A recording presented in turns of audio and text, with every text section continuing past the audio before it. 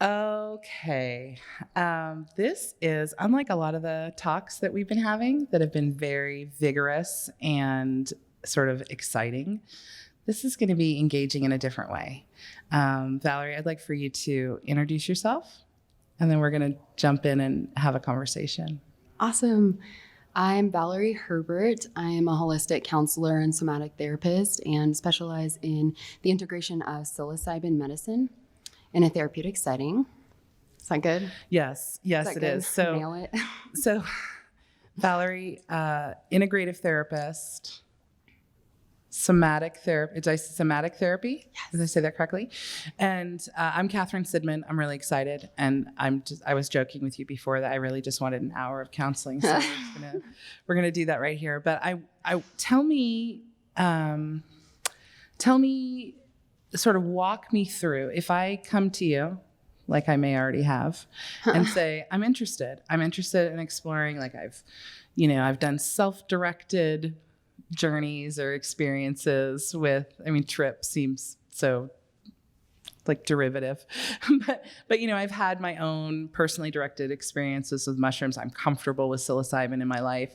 But I haven't approached any sort of formal counseling. So tell me, what that looks like in terms of process. Yeah, absolutely. So a lot of times if people are coming to me and they are maybe have some experience with psychedelics, so maybe they don't have the same level of hesitancy as somebody that has never touched any sort of consciousness, what's the word I'm looking Altering? for? Yeah, consciousness altering substance before.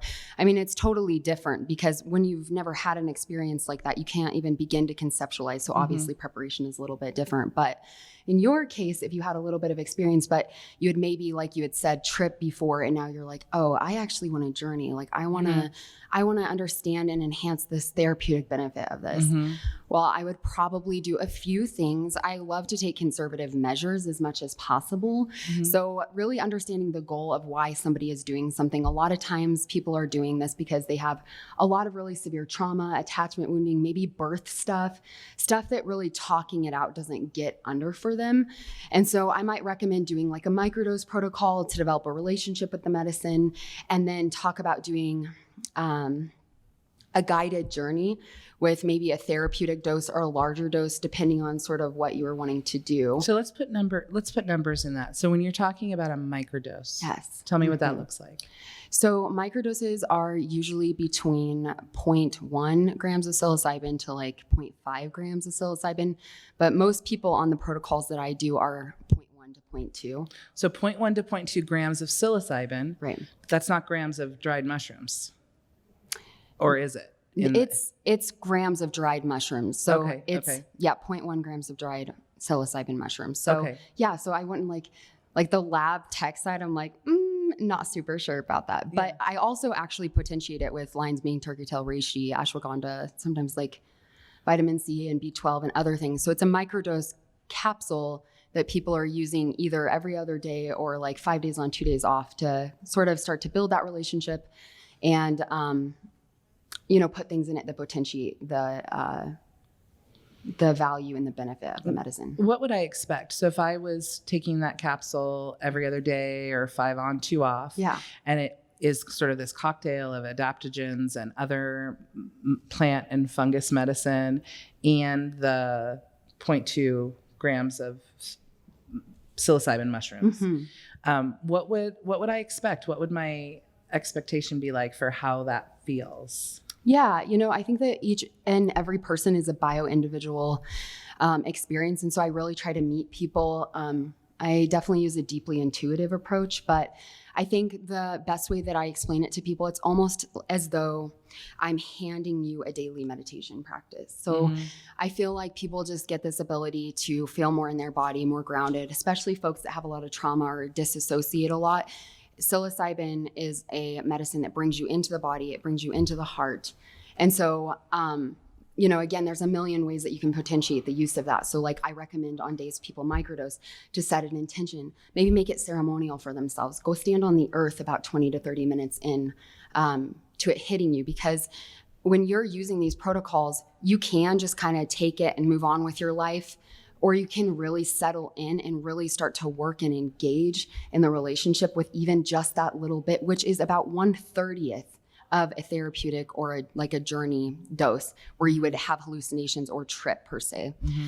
So it's such a small amount. And so that's the other thing too. Your question was, if you had done some mushrooms before, you might not have the hesitancy, but especially if you've never ever sort of had any sort of hallucinogenic substance in your body before, it really is such a brilliant way to build trust with the medicine, to not sort of have your world shaken out from underneath you as quickly, and to really kind of gain your feet in that protocol. And watching the way that unfolds is tremendously powerful for people. They have huge, huge results just microdosing on their own with just a little coaching. Anecdotally, you brought up something that I find really interesting, which is the idea that when you're using psilocybin, it's working in your brain in a way that's, I don't know if rewiring is a word that I could use, but making connections in your brain. And if you're doing that along with something positive, you get a different effect than if you're doing that while you're Netflix and chill. You know what I mean? So stewing in your thoughts, yucky in your space, watching crappy TV. Absolutely. Yeah. So explain. Can actually, I've had people say that doing things that are not sort of healthy or optimum while you're on mushrooms could almost be detrimental. Right. And so talk to me about that, because I don't really completely understand the mechanisms there. I'm not looking for a big psychopharmacological, process outline. I'm not looking for that, but how is that? Too. I know you could. Well, you do as much as you want. So I think there's a few things. So because psilocybin is working on your 5-HT neuroinhibitor, it's like allowing your body to learn That's how to hot recreate. though, right? That's pretty hot. Say it again, nice and slowly, so we can go look it up. 5-HT neuroinhibitor. No. So 5-HT neuroinhibitor. So like your body creates serotonin, dopamine, neuroepinephrine. So like part of the issue is in long-term patterning over trauma. You're firing and wiring these brain. Neuroscientists say what fires together wires together, and this is true, but we still have a large amount and a vast amount of neuroplasticity happening in our brains.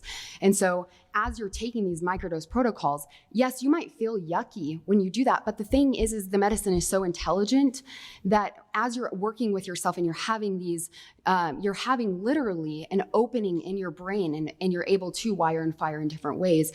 You have an awareness to step back and be like, ooh, this feels really yucky right now. It's like tuning up the dial, like a meditation practice. Like I said, it's giving you that mindfulness and awareness to separate yourself from what's occurring to be in yourself, in your sovereign self and divine self, whatever that looks like for you.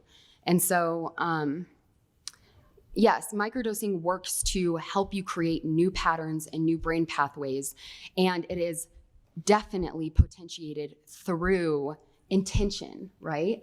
Through mindfulness, through creating a space where you are using these medicines for a purpose. I have a lot of clients that come to me desperate to get off anxiety and depression medication. And, I intuit not really, I'm pretty much anti-pharma, I'm like getting people off their medications, but I'm in literally dozens and dozens of people that I've worked with microdosing and getting off medications. Their bodies are learning to recreate the serotonin, dopamine, neuroepinephrine. They're opening up their neural pathways. They're connecting with themselves. And then they're getting all of the chemical, like serotonin blockers that actually just keep the existing serotonin in your brain. So psilocybin is a very intelligent medicine. It is working with your body and it's working with your bio individually to help create health and wellness and vitality in your brain, working on the already existing neuroplasticity that we have in our brains. So one of the things that I think about as I listen to you speak is I think about the twofold aspect of what you're doing. So we were talking about this a little bit before the program, right? Yeah. There's the safe medicine, which you have an inside track on that for you and your clients. So Absolutely. You work very closely with a trusted cultivator who is cultivating for therapeutic practice. Yes. Which, I mean, is a huge thing about intention and everything. You can come listen to her speak later on today at a panel. But so you have a safe product, but then you're also creating a safe space. Yes. And you were describing your job earlier as, my job is just to remain calm no matter what happens. Yeah. And so talk to me a little bit about, because I can imagine, I've never had a negative psilocybin experience, but I've had some intense psilocybin experiences. Yeah. And I can imagine, for me, I can't really imagine an uncomfortable psilocybin experiment. Maybe I just haven't tried hard enough. but I know that for some people that has been an experience that they've had. Yeah. So as the person who's there kind of facilitating this journey, tell me what that looks like.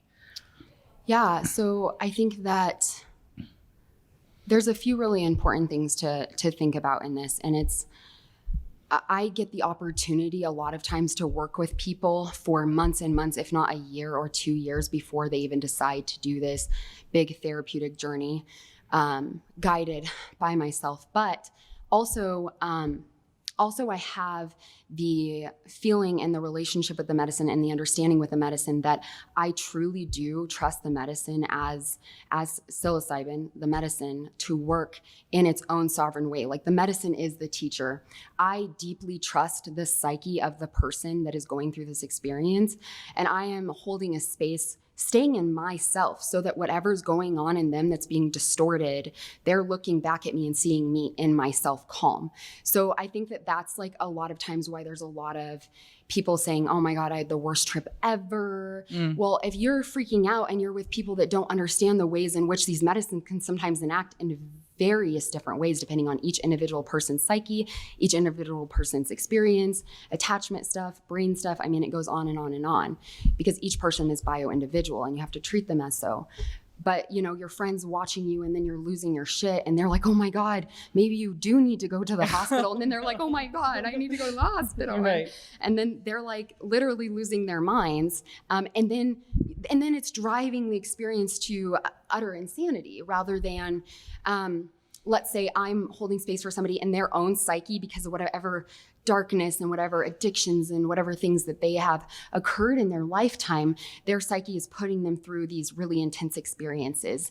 And I'm on the other side, kind of having guiding flags and insights being like, this is okay. This is a part of the process. Like, let's work this through its end. Let's let this insanity go. Let's drop on the ground and scream and writhe and let's get this out. Let's process this, because the things that are occurring that are causing people to act in this sort of way is trauma stored in the body, literally patterned into the nervous system after years and years and years.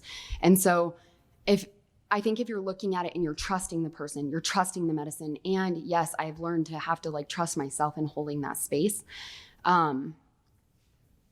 It just provides a lot different outcome, I think, for people.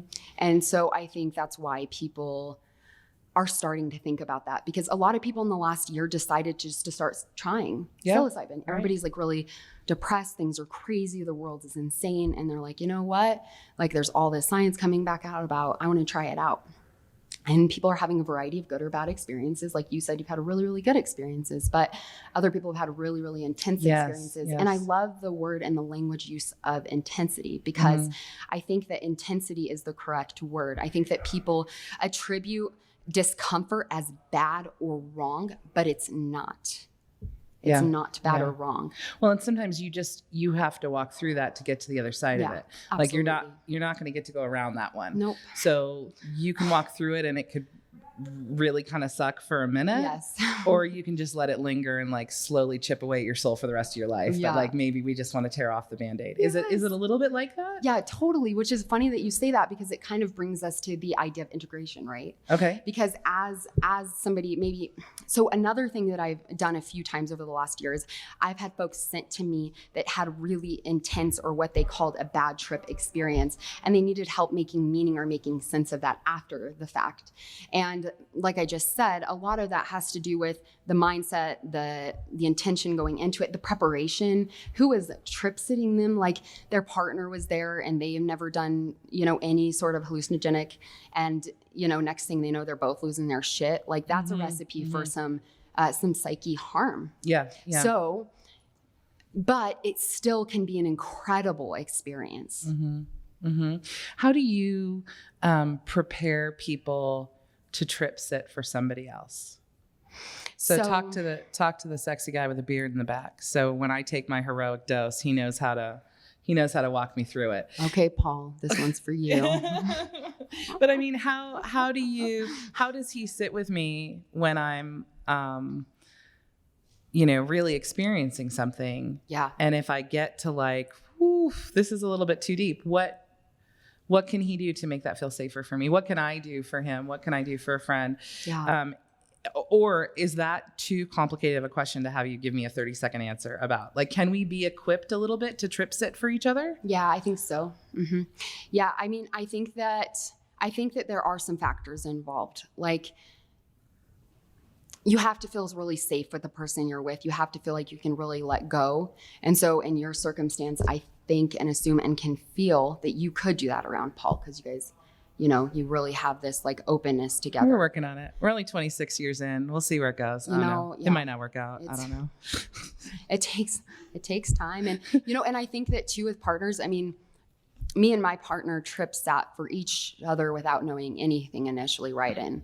And, I don't know, without getting too out there, like we've both probably done this in multitudes of lifetimes, perhaps. The knowledge seems like a lot more than I just know right now. Like it seems a lot larger. But don't you think that that's part of how mushrooms inform us? Yes. Because absolutely. we're learning stuff that now we kind of know that we didn't know before. Absolutely. And I also feel like cannabis does that. Dr. Bob Melamede, who is a professor, University of Colorado Boulder, I want to say, he was at one point the chair of the biology department. But he talks about cannabinoid deficiency and brain plasticity. And he made a correlation between people, there's people who kind of are excited to embrace the future and excited to embrace new things. And there are people who very much wish it was still 1965 when they were born, and they want things back the way they were, and things are changing too fast and they don't like change. And he correlated that anecdotally to cannabinoid deficiency. And I've noticed in myself over, let's say, the last 10 years, as I've been really immersed in the cannabis industry, and certainly more, my body is more immersed. My endocannabinoid system is chock full. We're good. I've noticed a flexibility in my thinking that's developed outside of being at all intoxicated or under the influence. But even when I'm not consuming, absolutely, I notice a more sort of generous field of thought in myself. And I feel like mushrooms has that continuing effect that, maybe you get a little smaller, other people get a little bigger, the world gets in a little bit more perspective. Have you had a client or experienced a situation that you just couldn't come back from in a positive way? That it sort of, no, that doesn't. No, I have had some extremely intense experiences of, oh man, like I had one really intense paranoid experience where a person literally thought I was going to harm them. And so it was very much like pushed at me, like whatever like demon or whatever issue was occurring in their psyche got turned onto me. And it is really traumatic and hard in that moment. But it's when, I think that's why, like as a facilitator, if you're doing this, you have to really do your own work. But in following these things through, like I've got to heal so many things in myself, and I've got to open myself. So in this situation, like, it was so intense. It was 10 hours of just like such intensity. But by the end of it, just staying in myself and staying grounded and allowing myself to process this too.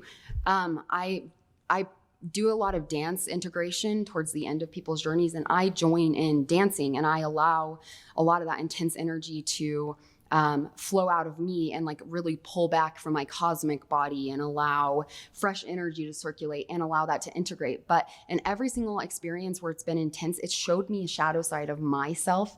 It showed me something that I need to work on. It helped me liberate or heal or understand another version of myself as well. And so it's extremely rewarding, but it can be really hard. And especially if you haven't done a lot of your own trauma work or a lot of your own shadow work or inner child work or attachment work, especially attachment and inner child work, you could get really pushed on and thrown for a loop pretty quickly. So like, coming back to the question with like you and Paul, you're having your husband watch you.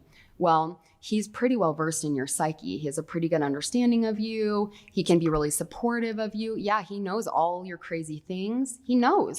So he can like watch you meet your insanity's end and probably hold like a conscious space for you. But if somebody that wasn't trauma informed was having somebody have like a lot of paranoia or what looks like maybe somebody losing their mind or something, it's not that somebody is losing their mind. It is that they're dealing with stuff, intergenerational things, deep abuse, stuff actually somatically stored and patterned into their body, into their muscles, in illness, disease. I mean, I've worked with people with tumors that after going through this 10-hour experience, actually the person that had the really intense paranoid experience, they had like a horrible cancerous tumor in their body that literally shrunk and is not there anymore. So yes, it's painful. Yes, it's hard work. And we just don't understand anything, do we? No, we know nothing. Yeah, no, we don't know anything. No, I think because I hear what you're saying. I know that that's real. I know that that's true.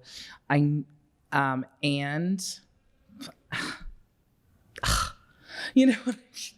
I just, it doesn't make big pharma any money though. Like it just doesn't make anybody any money. Right. You got to be able to bill insurance for that. Yeah, I can't. We build no insurance on that one. I'm curious just to reach out to the audience a little bit, just maybe by a show of hands. How many people have had a positive experience with psilocybin? You have. Yeah, you're a person. Okay, so everybody's had a positive experience. How many people have had a negative experience with psilocybin? Do you care to share at all? Yeah, no. First time I did it was 10 years ago in college, and it was like all my friends. It was like 8 of us. It was my birthday, and they were all like, "Hey Joe, let's get some mushrooms." So I'm like, "Yeah, I'll get an ounce for us. Let's do it." And then we all split like an eighth each, and then like they all gave me the caps. We grounded it up, put in pizza, and like went for it. And I was like, I was not in the right head state because I was like very ego driven because I was in college. Yeah. And it was just like, you thought you were gonna party. Yeah. You thought you were gonna see colors and listen to music. Yeah. I'm just sitting on the toilet, and I was just like staring at a black dot for like 4 hours. And then the neighbors got the cops call on them, and then like, oh no. Like, oh Yeah. no. And then fast forward 10 years later at 6:30, Uh-huh. I did a sound healing experience in the room. Mm. And it was like the same dosage, but I hadn't taken that much since that time. Yeah. So I was like, oh my God, like I was like so nervous. And then I took it and had that first initial like purge. Mm-hmm. It was just like, holy shit, like I was sweating. I was like, I didn't know I was gonna make it out. And then it went from like hugging the inner child, like gratitude, and I was like, yes, I made it. Mm-hmm. Like manifestation. So it was like, it was really powerful because it was like 10 years like later, like reconnecting with psilocybin on like a macro level. Yeah. I love that. I love what you're bringing up, because Yep. that dovetails right with what you were saying about like setting yourself up so that before you have that birthday dose, is what we're going to call it, the birthday dose. Before you have the birthday party dose, you've Yes. built yourself up a little bit, and Yes. you've microdosed a little bit, and you have a relationship, and you understand your facilitator, and your facilitator understands you, and we're going to protect you a little. And I think about that with psychedelics, because it's not so much what the psychedelics are going to do for me. It's kind of how I approach them. Totally. And with other things, I know that's not really part of our topic today, but I think about DMT. Everybody I know who's done DMT says, you should do it. It was great. I'm never doing it again. Yeah, like once absolutely. was enough. And so I'm like, if I'm only going to do this one time, I want to do it right. I want to do it right. I don't want to do it on my birthday in college. Yeah. I want to do it the 10 years later. Totally. Yeah. And you know what I'm saying? So but then am I way overthinking it? Like, aren't I okay enough right now to benefit from that experience? I don't know. Yeah, I think you tell me, therapist. I think like there's so many things that go into it, because there's so many people coming and seeking so many different experiences with so many different levels of trauma. I am a really, there's a few things. One, you have the societal and the conditioned understanding of hallucinogens, and then there's a lot of fear in that. So like if I have folks that come in with a lot of that fear, maybe not even a background with cannabis or really anything other than like Tylenol and pharmaceuticals, and have done some yoga and maybe some meditation. Yeah, alcohol, which I am not a fan of. Alcohol, because it's safe and legal. It's safe and legal. Yeah, Just threw up in my mouth. I know, me too. It's so funny. We must have that same thing. Yeah, it's like we have the same outrageous. But I think that like education is really key. So I love to know things. Like I just love knowing things. So I've read hundreds of books and done lots of trainings, and like, so I love to resource people. So what I do is I will send people a resource guide, and I'll have a few recommendations that I pretty much like make a standard. And one of those at this point is the Paul Stamets documentary called Fantastic Fungi. And the reason is this: I think that people, in order to get the best benefit from it, now you can get good benefits anytime, but like I'm wanting to potentiate really incredible life-changing benefits that are freeing people and liberating people from long-term stuck patterns. If they understand what mushrooms can do for the environment, for themselves, and all of the mushrooms, not just psilocybin. Psilocybin is amazing, and they're finding more and more benefits of it.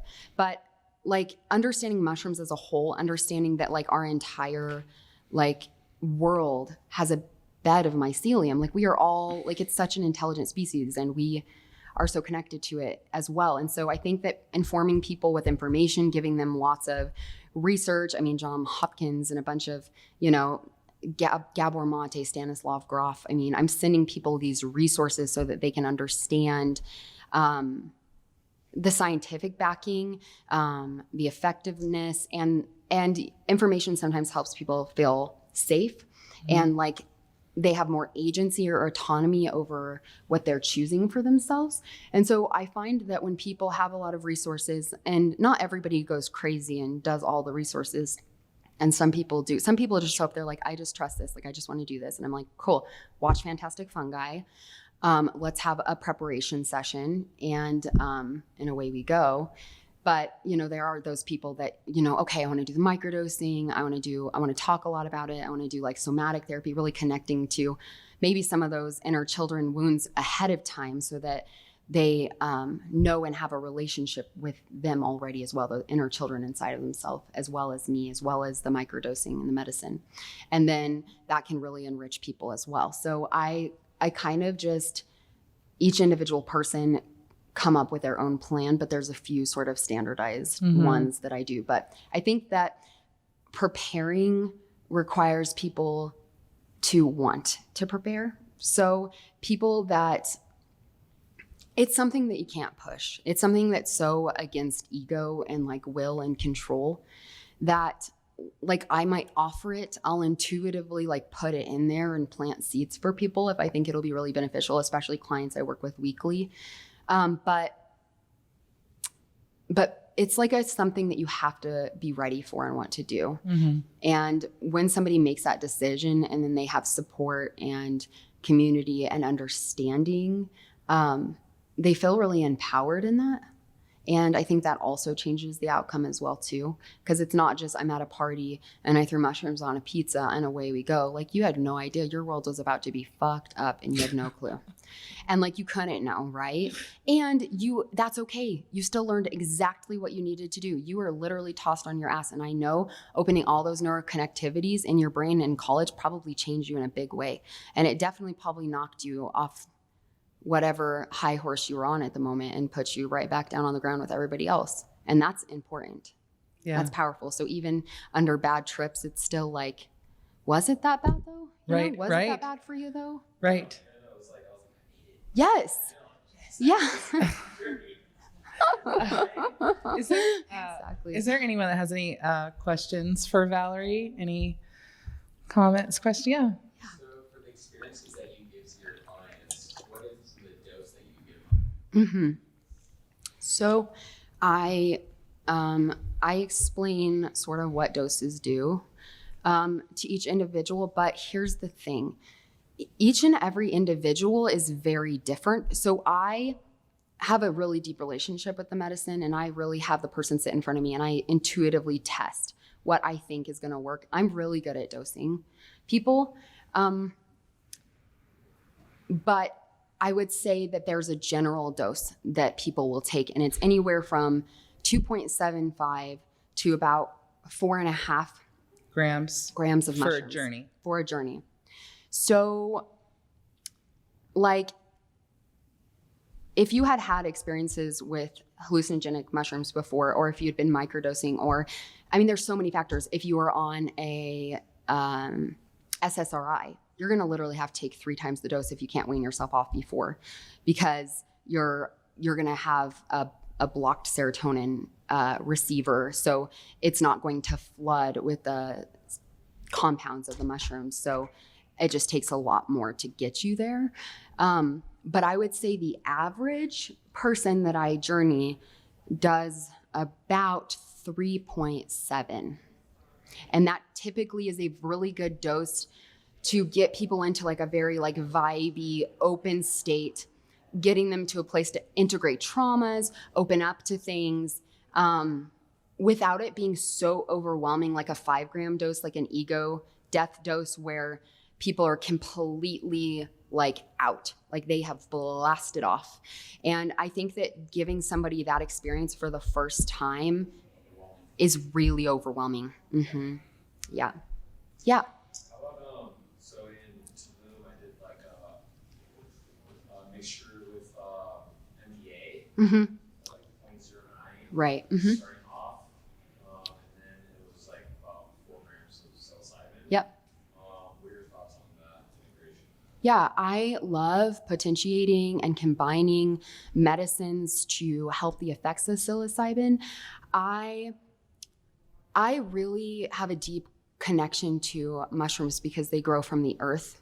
We are part of them. I love MDMA for the trials and the effects on PTSD. When people have so much trauma and they have such enlarged amygdalas and you go toss in a bunch of psilocybin, it can be a really intense experience. So if somebody has a lot of really severe immediate PTSD, as in not long-term over a long period of time like childhood trauma, but like they went to war and they watched their brothers and sisters get slaughtered around them and their amygdala is literally enlarged from 2 years of that, I think that can be so beneficial. I love combining psilocybin with things like lemon balm tea, because lemon balm tea allows the anxiety and sort of the restlessness, the nervous system calming. So I like using, again, plants to help calm down the system. But I think there's a bunch and a multitude of medicines and combinations of usage of psychedelics that you can put together and that I have done myself and witnessed done that were tremendously helpful. I'm curious, did the MDMA help at all with the anxiety on the coming up for you? Yeah. Yeah. So like the person that did those healings on me, Yep. she said she got maps, Yep. technically it's like sassafras, whatever, and it kind of just allows people to not like go too deep. Yes. You know what I mean? So we took that initially, and then about an hour later, during that whole like uplifting process, he's just kind of guiding us on like 10 hours could be 10 years of therapy. And Yes. intention setting Okay.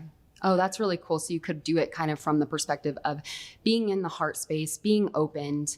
Yeah, I think that's phenomenal. I think that especially in a group setting, I work a lot one-on-one, and I also have my partner there helping me, like if I need to take a break or whatnot. But when you aren't giving somebody that one-on-one attention and time, and you have a whole group of people like you were in, having something that allows everybody to sort of like calm down, get their bearings about them, maybe makes it a little bit gentler and would allow a little bit more safety for everybody involved, since you wouldn't have like a one-to-one facilitator ratio.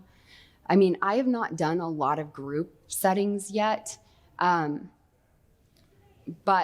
because of the depths that I get into with people, and like we have a whole like thing we do, like we do heart math, like I do heart math music right at the beginning, like I'm prepping them with grounding and meditation and laying down and like heat and blankets. And so it's a very involved, I'm doing a lot of grounding, I'm doing body work, I'm maybe cueing some breath work as they're going into this experience. There's certain music playing at certain times. And so in a group setting, I imagine there's far less control, right, of that. But there's also this beautiful element of community and communal support as well, too. Mm-hmm. But yeah, I'm very open to like mixing and adding in certain things for the experience. I think it can be really helpful. Oh man, let me tell you, they've been long lately. Like they were long. Whew. I was like, ooh, this is never going to end. But, and so now we have like more of a retreat center where people can stay overnight. So that's really good. So anywhere from, I have had from start to finish, like walking out the door at 6 hours from dosing, and I have had 10 hours. And again, this also goes back to dosing with our friend right here. Sometimes when people are having a hard time breaking through, letting themselves drop in, letting themselves have this experience, you might have to dose them again. So like at the 2 hour mark or 90-minute mark or something, you can sort of start to see where somebody's at. And if somebody has a really strong system, if somebody's really logical, if they have a lot of containment of themselves, I kind of think about it like feminine and masculine energy, and it feels like that strong masculine energy, that logical, it just takes a lot to break and knock through. Whereas like I could take a gram and be on like the moon of some other universe, you know?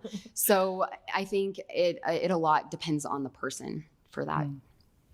Is there any other questions? Yes. Oh yeah. When you facilitate others, are you on mushrooms? Yeah, it's a really good question. Yes, very small amounts. So I take from exactly the same cultivation, the same bunch, the same tea that they're taking from. So I will take usually like 0.2 to 0.5. So like that would be considered a large microdose. So, and then they would take like whatever the 3, yeah, with the lemon balm tea. Yep, with the lemon balm tea.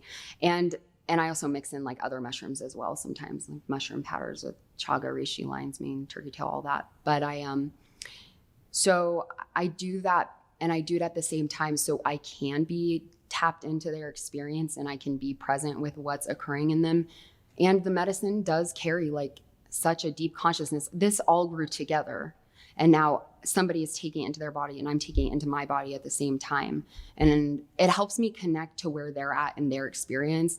And it breaks me free of or some of my own sort of like logical, mind, and allows me to like actually tap into what they're experiencing. Like it's like empath times 10. It just like really tunes up those abilities. And I actually think this is important. I think, and that's like clinically, they're not doing that. They're not sitting, they're just sitting in white coats, like just watching the people that just took a large, synthesized dose of psilocybin. And they're not connected to the experience. And I think that's, it's a damn shame. It's not really the way it works. So is there a strain? I know, Jane. Please, Jane. Okay, so there's some people, some that don't know anything about when you should be taking microdoses and when you should not. And then there's some people that teach a 5 days on and 2 days off method for what I would consider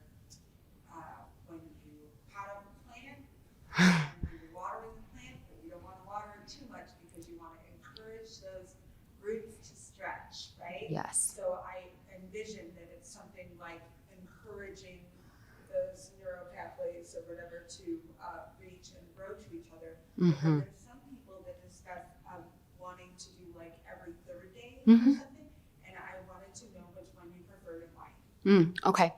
Yeah, that's a good question. I have messed around a lot with protocols, and I started out being like, Stamets protocol is the way. And right away, just hearing me say that is like, yeah, no way. There is literally no right way. Like staying open, staying in conversation and communication with each person and their bio-individuality is so, so important. So yes, that was really awesome for some people. I now, with my microdoses, I will give people the amount that they would need for 5 days on, 2 days off. But I tell them, you know what?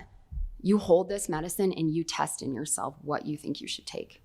This is your medicine. This is your relationship with this medicine. And I want you to develop that intuitive ability. You know, it's self-healing. It's sovereign healing. It's not like I'm the healer over here healing you. It's no, I am just a person that this medicine chose to like work through, and I am helping you cultivate your own intentional, your intuitive ability to work with this medicine in you, the best for you. And so I think that I think it's different. Some people, they're like, just tell me what to do. And so I will say, okay, every other day or 5 days on, 2 days off, and then we'll switch it around and work it out. But I really do find the best results are from people that are doing what works for them. And the two top ones really are 5 days on, 2 days off, or every other day. I will say I have a woman that I work with who I do like gut healing protocol stuff. She, unless like mental health, like counseling, somatic stuff, she is like in her 50s and she has psoriatic arthritis. And she's been with me for almost a year, and she's off all Humira, all of her medications. Yeah, it's wild. It's amazing. And she purely takes it for the anti-inflammatory benefits. Now, is it just the anti-inflammatory benefits? Well, she's also opening up her neural pathways to create different because your brain fires and wires around pain. And then you're living in that every single day because you're expecting it, and you're firing and wiring based upon your past and your present reality. And so it's doing both things. It's one, lowering her inflammation, pulling her into her heart center, and also allowing her to create new neural pathways and a new reality every day that isn't centered around her pain. So I would say with her, okay, let me come back. With her, she's really benefited from that 5 days on, 2 days off. So maybe it's because it's building up in her system. It's really getting her inflammation low, going off for those 2 days, and then right back on. That's worked phenomenal for her specifically. But everybody else, yeah, I just have them do it in themselves. Valerie, oh, yes, go ahead. I was going to say, so when you're facilitating someone's experience, is there any communication, or are you letting them work on themselves and keeping a silent space? Yes, I almost always am in some form of communication with them. So like when I prepare them for the journey, I'll explain we're going to drink the tea, and then, I'll typically do a grounding sort of meditation and do some light energy work and stuff like that. And then as they start coming up, especially if there's any anxiety, I like to lay them down on their backs, get them really warm and snuggly and weighted blankets, feeling good. And then sometimes at that point, people will start talking weird stuff, right? And they need somebody to talk to about this.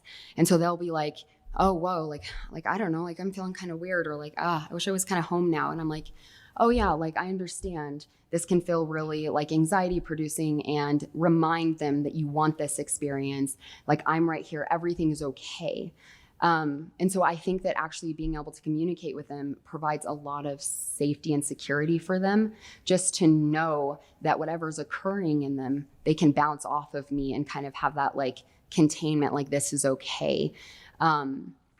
And then also 3.5 hours in is sometimes when people have their biggest therapeutic breakthroughs. So after they've really gone in, they've just seen all the cool stuff and had the big journey, they're kind of coming out, and they're kind of sort of walking out from under that influence. And all of a sudden they'll just just start talking about stuff. So typically that's when we take the headphones off, and there'll be like a very like light meditative music, or maybe some African like drumming sort of music. I might incorporate breath work at this time or not. It's very much like I am very present and deeply attuned to each person and what they're experiencing. But sometimes people will have enormous breakthroughs. They will like be like, this thing happened to me, or they'll just start working through things. And they'll be like, whoa, I'm always saying sorry for everything all of the time. I've always felt sorry for everything my whole life. I feel sorry for existing. And they'll like just go in and really be able to break free from some of those deep pattern shame experiences. And so I think that at that point, the talking can be tremendously effective. So yeah. Valerie, how do people be in touch with you? So I know you're local to the much greater Denver area. You have a facility where, and just to sort of circle back, so you are in close relationship with a talented cultivator who cultivates for your medical practice, yes. or not your medical practice, your therapeutic practice. Oh. And you have a space at your home now that's a journeying space, a place where people can come, have this experience facilitated, spend the night. And how do people be in touch with you? How do they find you and be in touch? So a few different ways. Like I have a pretty somewhat largish community on Instagram. So a lot of people find me there. It's consciously.connecting. But also word of mouth, it seems to be the way I work best in the world. Mm-hmm. It seems like people come to me and then they tell this person about this experience, or it's almost like the universe just works to conspire in my favor in that and just sends the right people to me. Like I will just be walking out somewhere and somebody will come up to me and be like, I really just want to try psychedelics. Like I have had people say that to me and I'm just like, or like, I'm really struggling and suffering and I can't keep doing this talk therapy and taking this medicine. And it opens a doorway for me to start talking about it with them. Or I just get referrals. I think at this point, referrals or me posting a bunch of scientific research on, psilocybin, people are like, oh, whoa, look, this is actually getting picked up by people. So you can get a hold of Valerie, the counselor, by going to consciously.connecting on Instagram, or finding her in the parking lot of the grocery store and asking her about those were the two ways she said, right? Yeah. Walk up cold in the grocery store parking lot, or consciously.connecting. I just want to thank you so much for being here. Aww, and you have so many beautiful things to say. I feel like we just didn't even scratch the surface, but I really wish you well in your practice and of course your personal life, but for all the good that you're doing for so many people. I just appreciate you and honor you and really want you to do well. So thank you, everybody. Please thank Valerie for being here today. Much.